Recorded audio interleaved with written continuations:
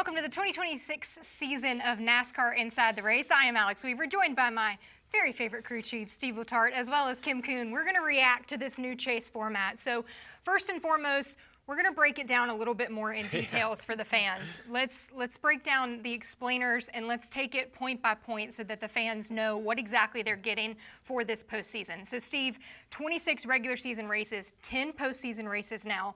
It will be known as the chase. No more win and you're in for these drivers throughout the season. And the top 16 drivers in points by the end of Daytona for the regular season races will be qualifying for the chase, the 10 races in the postseason. What do you think? Well, so if we pause there, you mentioned it. It can be complicated because it is a big shift. Sure. So basically, it's 26 weeks to set the playoff 16 drivers, then a 10-race run for the championship.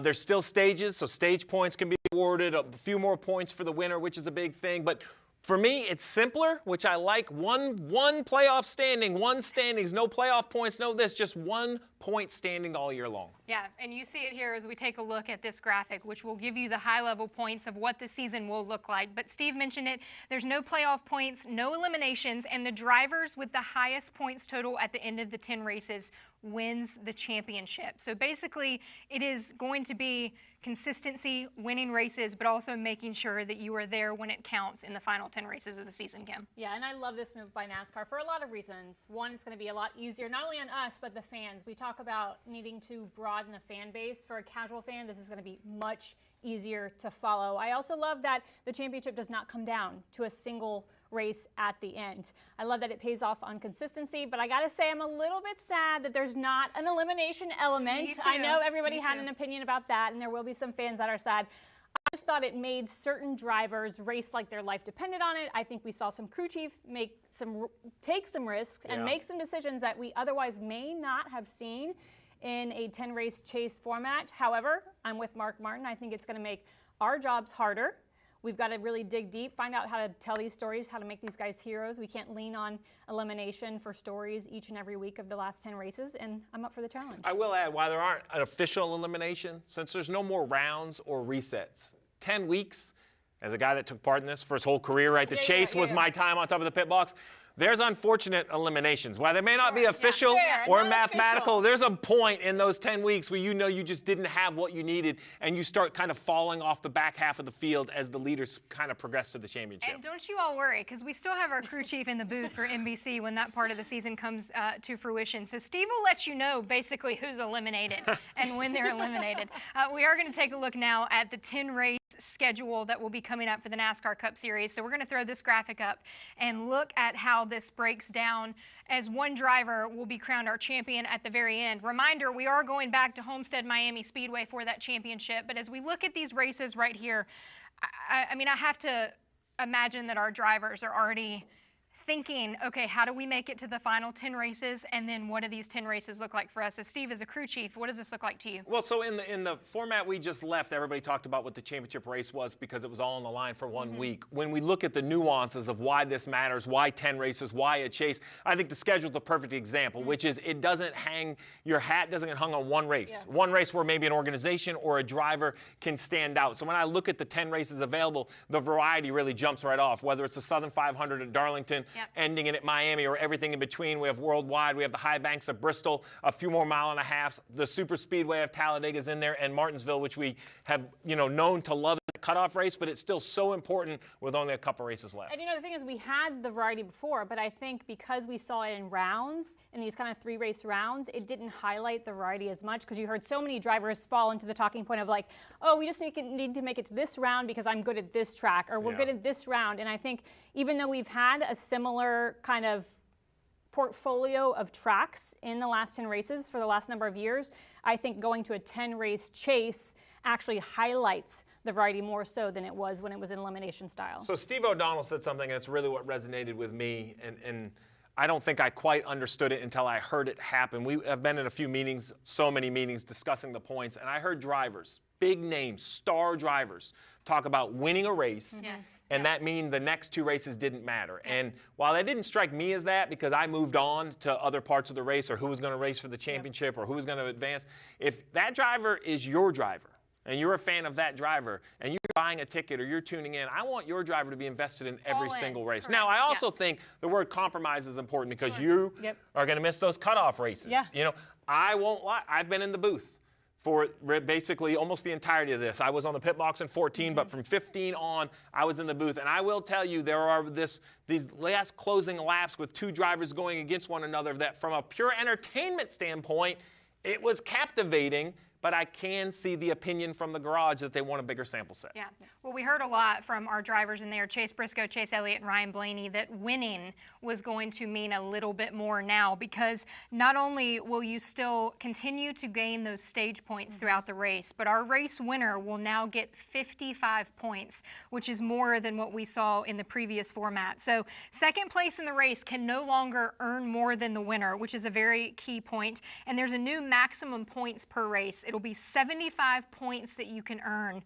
That's if you have the absolute perfect day at that racetrack, you'll earn 75 points, with the exception of the Coke 600, which we all know there is an extra stage and a long night for us. So 85 points will be awarded to the winner of that one if they have a perfect race. So let's take a look at these. And Kim, I want to start with you on this. Covering the sport and knowing that we hear guys, and we heard it even in the presser about it's been a good points day. Yeah. We're still going to get that. Yes, you'll still absolutely get that, especially with 75 points up for the grabs each and every weekend. Again, with the exception of the Coke 600, you'll have a little bit more. But I got to tell you, from day one, you heard them talk about the playoff committee. That started back last year at Daytona. Steve, you were there too. From day one, that's what I wanted to see. That was my big kind of stick. I want to see race wins worth more. It is so hard, and you know, Steve, to win a race as a NASCAR team, as a driver, and I did not feel like there was enough separation between winning a race and finishing second. And so I love this move. I think it's gonna, we kind of think, will we see the drama because there's not the elimination? Will guys make these big moves? And I think with a possibility of 55 points on the line, you might not see the dramatics back in the field as much, like the elimination style, but I think at the front of the field, you're gonna see guys really, really make big moves to try and get those 55 points. I think the focus should be on the front of the field. I'll say it. I know that's unpopular. I know if your driver's not having a great day, you want to hear from him. What does he say? The cream rises to the top. But no, the simple fact is, and it was said in the other room, winning's hard. Running in the top 5 is hard. And I actually think the format we're leaving almost took away. I know a win and you're in, you would think that would be everything, but we just moved forward so quickly. I don't think we stopped for a minute and realized what victory lane truly meant for a team. I only won 15 races as a crew chief. I would love to have a chance to go win one more race, forget a championship. So I do think that is an adjustment. I also think everybody says, well, the chase, we had the chase. I do think the devil's in the details, and I think there are some nuances. You just mentioned it, 55 points for the win. Guys, we still have stages. We didn't have stages in the first chase, so a good car is going to be rewarded more. A car that underperforms is going to lose more ground, so I think there could be some more movement there as well. Yeah, there definitely are some differences between the chase that we saw years ago and the chase that we are getting now in 2026. But before we move on to Ben Kennedy, he's going to come on here and talk through the decision, why it was made, who made the decisions, and what it means for all of us. But we want to look at how it will wound up for the 10 races and the seeding once the regular season 26 races are complete. So right here, there is no regular season champion anymore. There's basically just a points leader. Once Daytona is all said and done for that regular season and those 26 races are complete, there will be your points leader who, no more playoff points, but the leader will start the seeding with 2,100 all the way down to 2,000 for that 16th place finisher. You want to run every lap. You want to run as best you can in every single race because while the top 16 qualify to race for a championship, they aren't reset to 0. They don't all just start heads up. You kind of get to start with a head start or a little behind depending on where you are. So of course, the team that did it the best, the biggest reward, 2,100, a 25-point gap over second as you have earned having a great 26 weeks. Then another little 10-point for the guy in second and basically 5 points. I think this is a great way to kind of roll into the playoffs because you don't want to just evaporate a whole year's worth of work. Yeah, and it's a lot easier than keeping track of playoff points. One group, no separate buckets, no playoff points, just one set of standings. Yes. And we do need to mention, too, that there still is benefit for how strong you finish in the regular season. We're not just taking away the regular season because similar to what we just saw in the college football playoffs, the 1 seed sat at home for the first week. They had a bye week. So now our #1 points leader coming out of the regular You season. can't take a week off. We'll have That's a really the strong goal. season. You can't take a week off. You need to show up every week. They're still underdogs, just like Miami. Oh. Had to get in there. Oh, there we Please go. do. Please do. I knew this was going to happen. Well, before we are joined by Ben Kennedy here on the show, we're going to toss to what Dale Jr. said in the presser. Kim will be joining us a little later, but we'll welcome in Ben right after this. Take a listen. What I believe it does is it makes it simpler for our fans to follow. I'm a fan of the sport, and now I'm compelled to plug in every single week because I know there's a long-form objective for my driver to accomplish to be able to give himself the opportunity to win the championship. And so even though my driver may have success early on in the season, it does not assure him success in the postseason. So with the way that they're going to stack the bonus points and everything else, it's critical that these drivers have success every single week, and every single race, every single lap will have more importance. I think that's fun for the drivers to have a more clear objective to how to get to the championship and easier for our fans to follow. Joining us now is the Executive Vice President and Chief Venue and Racing Innovations Officer, Ben Kennedy. Ben, I've covered a lot of exciting days for the sport, and I continue to introduce you, and we're welcoming on to another exciting day. We know what the postseason will look like for this year and beyond. My first question to you, why was this change made? Yeah, so this change came over, a handful of meetings. Steve, you're a part of a lot of them. Over the past year, meeting with a lot of folks from the industry, some track stakeholders. We're collecting feedback from our fans, from our teams, from our drivers, had a number of different industry stakeholders that were participating in this. I think through that, we collect a lot of feedback from people. And I would say this is really important for our fans and our competitors. And what we heard from them is a lot of things that you guys said, is we wanted consistency, to reward consistency, still wanted winning to be important. Even though it's not when you're in, you have that 16-point spread between first and second. And then we wanted a larger competitive sample to be able to crown our champion. So at the end of the day, whoever hoists that trophy above their head for the Cup, the O'Reilly Auto Parts Series, and the Craftsman Truck Series, they're undoubtedly going to be worthy of our championship. They earned it for sure. Oh, earned it for sure. So that's kind of how the information was but how was the decision finally made, right? When I was in the committee meetings, it was great, and my head spun. I thought it would be so clear. I never saw so many different opinions. It was really eye-opening to me, all the different opinions from the perspectives. But then when you guys at NASCAR take all of that, how do you take all that information and basically end up with what we see here today? Yeah, that's a great question. I mean, I came into those meetings, as you probably did. I had one opinion going in, and then after we listened for 2 hours, I walked away and I said, oh my gosh, I'm completely in a different camp. But to your point, there are a lot of different opinions, a lot of different perspectives that we have to take into account, a ton of stakeholders. And I would say through that, we really want to understand what are the goals and objectives of this. And it's a lot of things that we spoke about. Winning's got to be important. You need to have consistency. We feel like points are really important to us throughout the entirety of the season. A lot of people like the chase. And we took all of that together and we ran thousands of different studies on this, a bunch of different models, and ultimately came up with this. So if you can imagine playing with different formats of what the spread between first and second looks like, what the reset is going into the chase, we ran hundreds of different styles of that format, and then ultimately came up with this one. Yeah, I'm guessing the details, when you start running all of these different simulations, Yes. The little details must matter a whole lot. It does. And one of my first questions as we came up with it is, where are we going to crown our champion? And we talked about this for a while. Do you crown it before you get to Homestead, or are you still crowning your champion at Homestead Miami Speedway? And thankfully, as we ran a lot of those studies, almost every single time we're still crowning our champions at Homestead. And two very important groups. We obviously would not be racing every Sunday without our fans who tune in, and we owe it all to them, but then also the drivers that are the stars of this sport. So how much did the fan opinion and the driver opinion weigh into this decision? Incredibly important to us. I mean, those are probably some of our biggest stakeholders as you make a decision like this. Obviously, our competitors, Joey will be up here in a minute. You want them to get out and be really proud of what they accomplish when they are crowned the champion at the end of the year. They want to feel worthy. So our competitors are really important to us, and our fans are incredibly important to us as well. And as Steve said earlier, we're not going to make everyone happy. And if you look at the spectrum, there are people on all sides of the spectrum. But if you take what is most important to everyone and you put it together, you end up with a format like this. Well, that leads me right to it. You can't make everyone happy. It's always a compromise. Everybody has their parts and pieces, right? So you're part of the decision. You're the C-level suites over there. What are you looking forward to the most of this new format? What's the part that jumps out that Ben Kennedy, the fan, looks forward to watching on Sundays? I'm ready to get back to racing. We're 20 days away from Bowman Gray. No, I'm really looking forward to seeing this play out. I mean, not just every race matters. Every lap of every race matters. We still have stages as we go through our races. I'm excited to see it play out. I'm very interested to see how strategies might change a little bit with the new format. So now you have to be consistent throughout the entire season.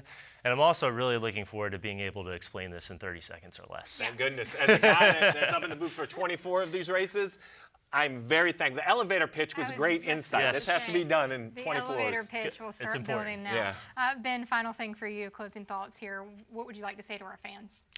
I would say thank you for your feedback. Thank you for your support as we're going through this. You know, I heard from so many fans, some brand new fans that have never been to a race before the 2025 season, and fans that are multi-generational, and they all came to us with different perspectives. They all came to us with different opinions, and thank you for your support on going through this process, for your patience, as I know we've been working on this for about a year, and we hope to see a lot of you at Bowman Gray and Daytona 500. Well, thank you so much. We appreciate the time, Ben. We'll see you in Bowman Gray, too. Yes, thank you. All right, coming back here in just a second, we're going to hear another bite from Mark Martin in that press that we heard earlier, but Kim and Joey Logano will be joining us back here right on Inside the Race.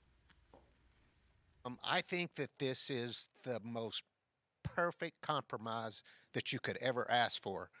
It's going to require our 2026 champion to be lightning fast and incredibly consistent. And that's what we can all get behind. So I'm really excited. I think it's fantastic. And I just appeal to the race fans, all the race fans, but especially the classic fans who say to me, I don't watch anymore. I say, we need you. Come on back. We're headed in the right direction. We're now joined by three-time Cup Series champion Joey Logano, arguably the most successful driver under the former elimination style. You won all three championships under that format. So I got to ask to start, what was your reaction hearing that we're moving away from that? I was a little surprised. I was on the committee as well. And there was a lot of, it's like everyone said, there's been a lot of different ideas that were thrown out there. This one I didn't hear about. So I was like, oh, okay, we're going down a different direction. I'm good with it. I don't, listen, my job is not to have an opinion about the playoff format. My job is to win the playoff format, or what do we call it now? The chase. The chase. The chase. That's my job, is to win the big trophy at the end of the day. So whatever it is, I'm going to be good with. I'm not going to complain about it. I'm just going to go focus on doing my job, which is to go out there and win. Well, the fans tune in, and while we get to cover the race, they don't tune in for Kim and I. They tune in for what you do behind the wheel and your job, as you mentioned, and all the drivers. So help me from a driver's perspective. How much do the details matter? Are you literally just try to go out and win every race? Are there days you have to compromise? Does it change your approach? Like, I know it's a lot to digest right away, but from behind the wheel, how do you see this? I think really what it comes down to is being more consistent. The bad days are going to be a bigger penalty than before. I think you look at it just a few minutes ago of where you would be if you came into the playoffs 12th. Here's 75, 80 points back. You're going to try to make that up in 10 weeks against the best 16 cars? Probably not going to happen, right? Like, so you have to be good throughout the whole season. The do or die moment may not be there anymore. It will be in some cases, but not as much as we've seen every 3 races throughout the playoffs before. Is rewarding more consistency for sure throughout the season. So your strategy changes a lot. Not just as a driver, but how you build the cars, what you do, how you call the race as a crew chief is going to be different. From behind the wheel, your aggressive level of, is it worth making that move? An all or nothing kind of move? Or do you think about, hey, how do you win the big trophy? Because that's our goal every year. It's not a certain amount of wins. It's about winning the championship. That's all that matters to me. The strategy will change. And I look forward to that, right? It's going to be different. I've been here before, though, right? I mean, I'm one of the few drivers that lived the chase before, now the playoffs, and now back to the chase. I've lived through all that, so it'll be good. Kind of going off some of your answer in that last question, does this make a driver's portfolio need to be better overall? Because in the previous format, it was so much when you got to the final 10 races, like, oh, in this round, I'm good at this racetrack or this style racing. I can kind of, as long as we do good here or win here, I don't need to worry as much about this. Can you make the argument that every driver kind of has to step up at every type of racetrack? I mean, it's going to all, I mean, someone said it's all going to come out in the wash. I mean, it really kind of is, you know, because every driver has specialties, no matter who you are, right? Some drivers are great on super speedways, some are great on road courses, right? You have your areas where you're like, this is my spot. But I think now, like, you're going to have to be a pretty well-rounded team, which you had to be anyways before with the old way.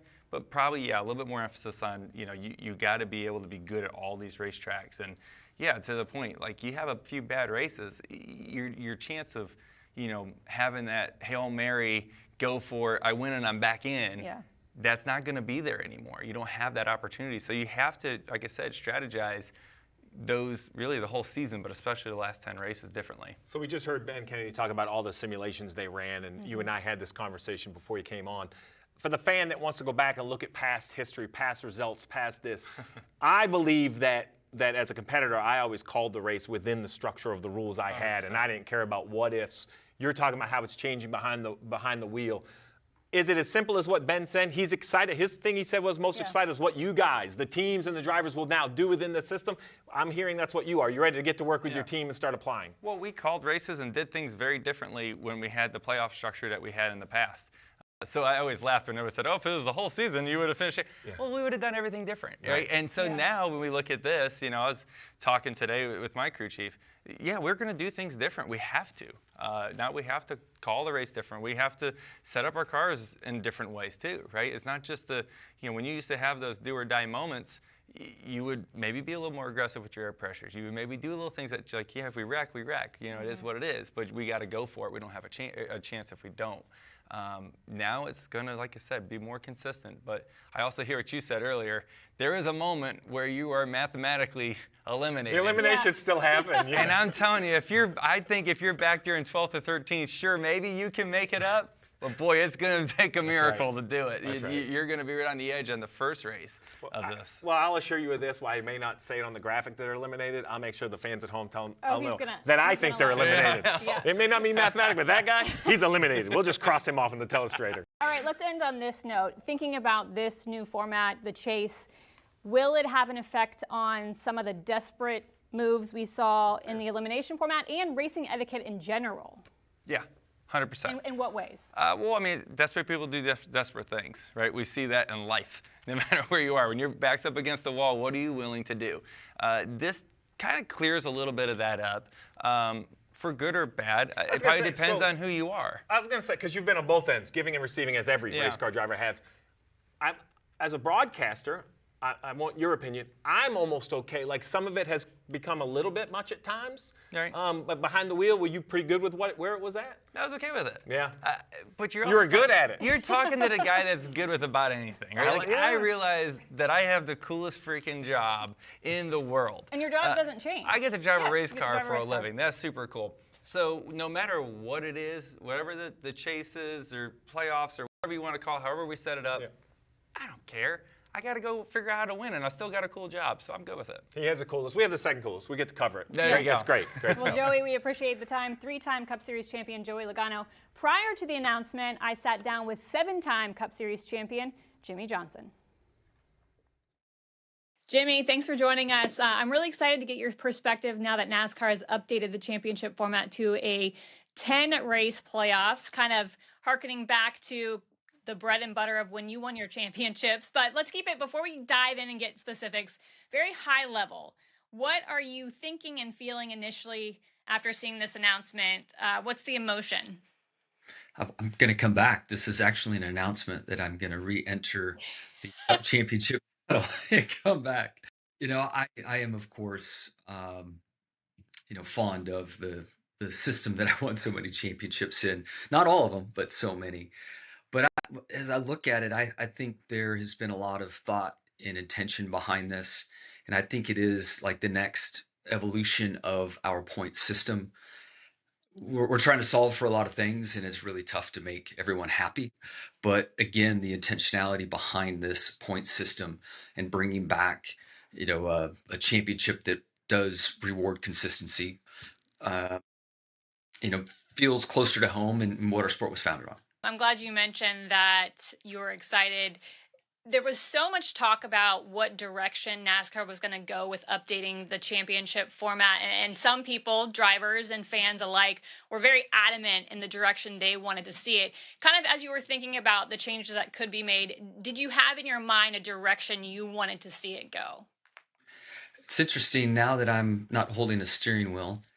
The view I have had is really around what's best for the sport. I spent a lifetime thinking what's best for me, what's best for the 48 car, and I'm just wearing a different hat these days. And it also helps me gain some awareness just how complicated the job is for NASCAR, trying to keep all the stakeholders happy, from television to team owners, drivers, and then the fans and what they see and what's going to help them tune in. I feel like on paper, the system that we just had was so fair and really ticked every box.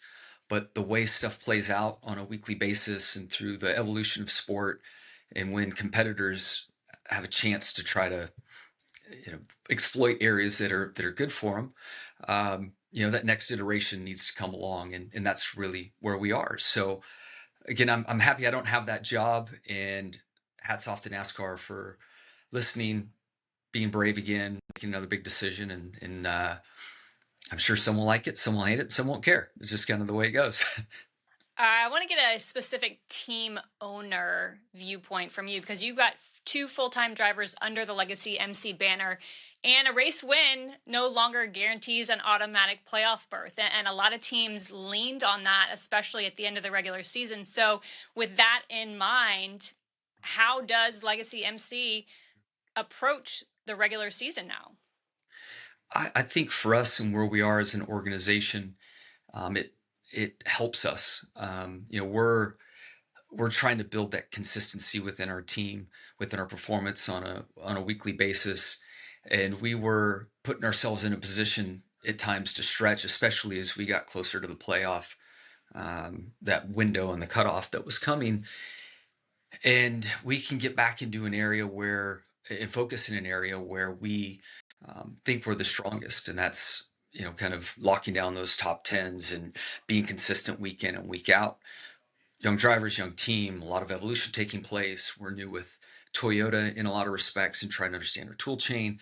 So I do feel like it's better for us, but we'll go racing and see where it lands. Let's talk about from a driver perspective, because you were successful under multiple formats. You won 6 of your championships under a 10 race playoff format, and then your final one came under the former elimination style. So as you think about those, title fights that you were in, which format did you find more challenging? For me, and I think statistics would support it, the stage racing component really affected us the most in a negative fashion. I think I have 83 wins and like 20 something poles. So statistics usually skew the other way, where you have more poles than you do wins, and your race really starts in qualifying. And now with this generation of car, our race starts before we load the race car in the transporter. We have a 20-minute practice session, 25, whatever it is now, and we can't really adjust and work on our car as we did during our kind of reign. So in kids today or drivers today coming up through are being trained to perform in this way. My generation, I was one of those guys trying to kind of mold and convert to a new system, and that wasn't my sweet spot. I did not do a great job in evolving into that type of racer. But I do like the idea around consistency. Stage points bring stage racing, I should say, bring a whole different element of pressure. It's the world we know, and I think it's forcing people to behave differently. And again, that ties back to entertainment. I think is a strong thing. What about just the reward of winning a title, comparing the two different playoff formats that you won under? As you think about winning under the 10 race playoff format versus the elimination style, did one seem like, oh man, more of a relief or more of a reward having kind of succeeded under it? The 6 I won through a chase format, the 10 weeks and the emotions that I dealt through it were more intense.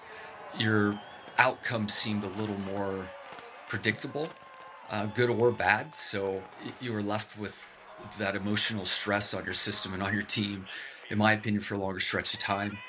The format, playoff format, you had these kind of 3 race windows and a variety of different emotions, but they seem to be shorter lived moments, good or bad. And then the one championship I did win under this format, I wasn't the best car that night, so I had kind of given up on the idea mentally. And then with a few restarts at the end, it all shifted and changed and led to one of my most out of body experience. I just didn't think I was going to win. And so it was good and bad that comes with it all. And I will never forget just the shock and emotion that I had after winning the 7th. So again, there's good, bad with all. All right, finally, you were a 6-time champion under the 10-race format. So what's your advice now to the current crop of drivers looking for a title now that we're going back to that?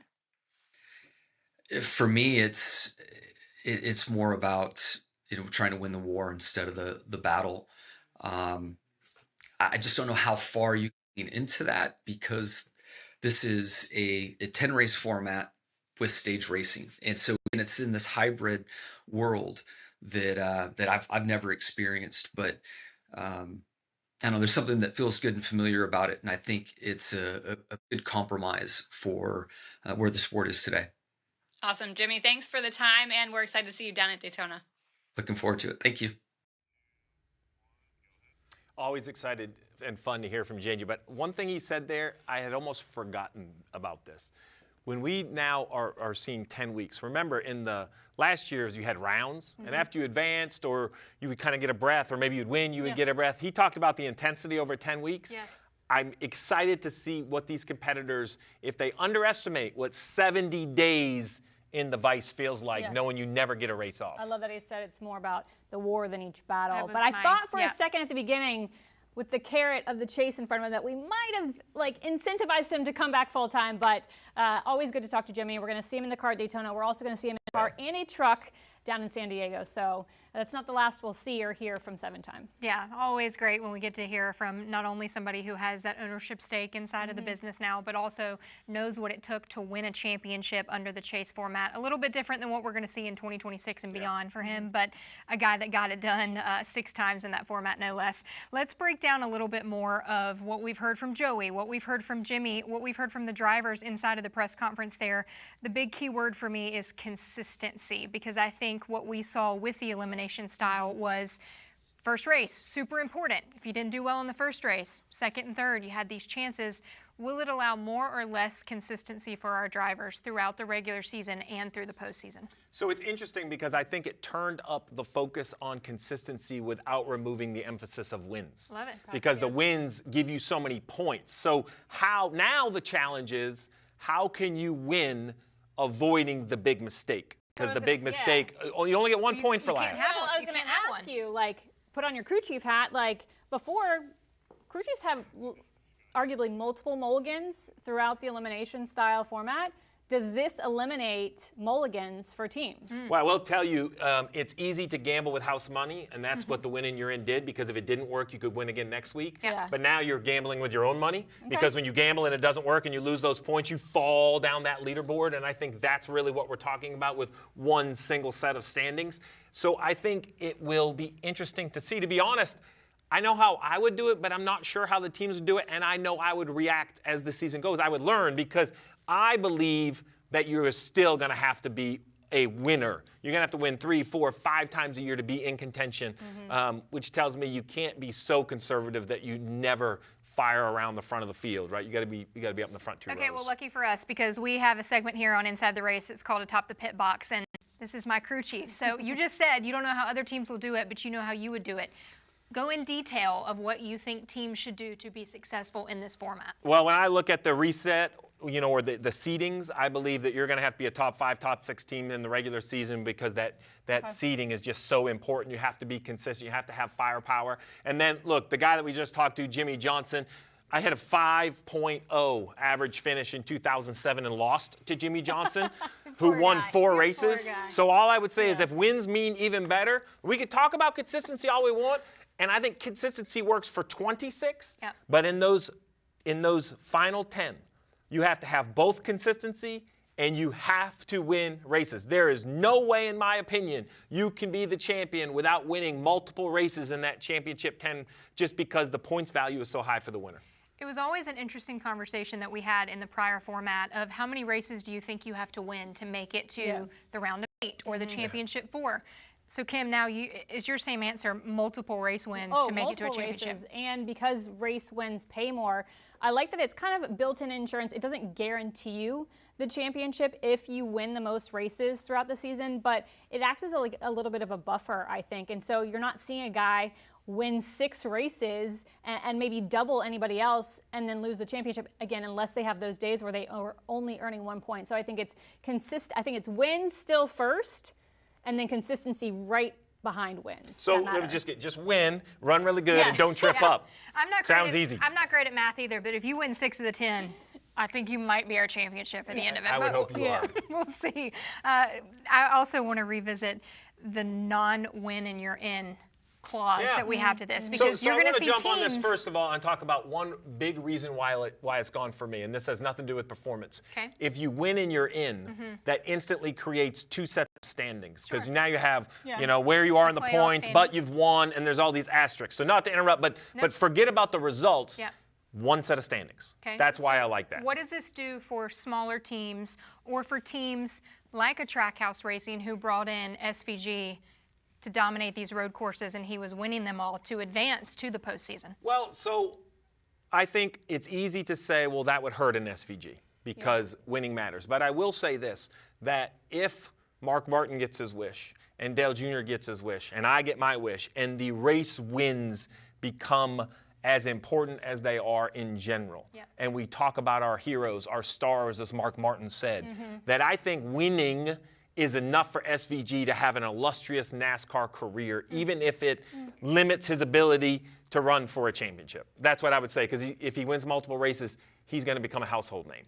I don't disagree, but I have a different perspective. means she disagrees. I think Go that for it. the opportunity to see more drivers come into NASCAR like SVG is kind of funneled a little bit. Before, with the elimination style, it was maybe like a 6-lane highway. And now we're down to like a 2-lane highway. I just think it's a lot tougher for a team to want to invest in you if it's not a win and you're in. Now, do I think SVG wouldn't have been where he is today if the elimination style didn't exist? I don't believe that. I think his timeline would have been very different. I think he would have spent more time in trucks in the O'Reilly Auto Parts Series before making it to the Cup Series, because that leap was so fast, in my opinion. So I knew that she thought that, so I cheated a little bit and did a little bit of math.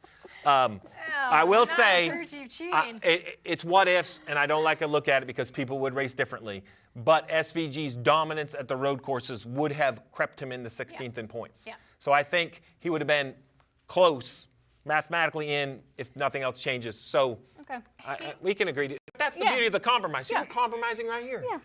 Also, a lot of SVG's wins were dominating wins. So would he have gotten 75 points that day at a Mexico street race? You have no idea what he's going to wind up with if he continues to dominate the courses that he has found success on. Well, they didn't mention in the press conference, we have 2 other national series where their format has also changed for this postseason. We're going to take a look first at the O'Reilly Auto Parts Series. This is the chase.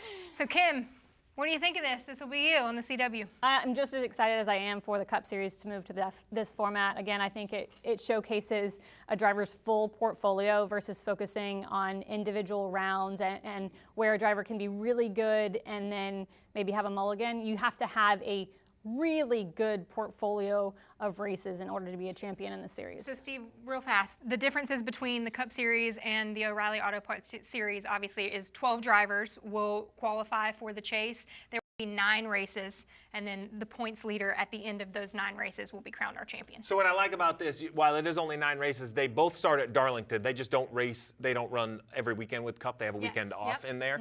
I like 12 just because of the reduced field. I think that's the right amount for that series. I also think it's important that the truck and Xfinity, why Premier, high-level traveling series, they are the feeder system for Cup. Yes. And I believe the cars are already very different. The pit strategy can be very different. I want the drivers to understand what this pressure cooker feels like, so when they get their opportunity on Sundays. And the beauty about this change for the O'Reilly Auto Parts series and the truck series, all of those drivers, maybe with the exception of one or two, are so young. Yes. They've known nothing else except for the Yeah. elimination style. So I'm excited to see them take on this new challenge and have to be good and consistent all season long. Yes, it'll also be the chase in that as well. So we're not confusing you with the names. It'll be all 3 series. Now let's take a look at the Craftsman Truck Series. This will be the chase.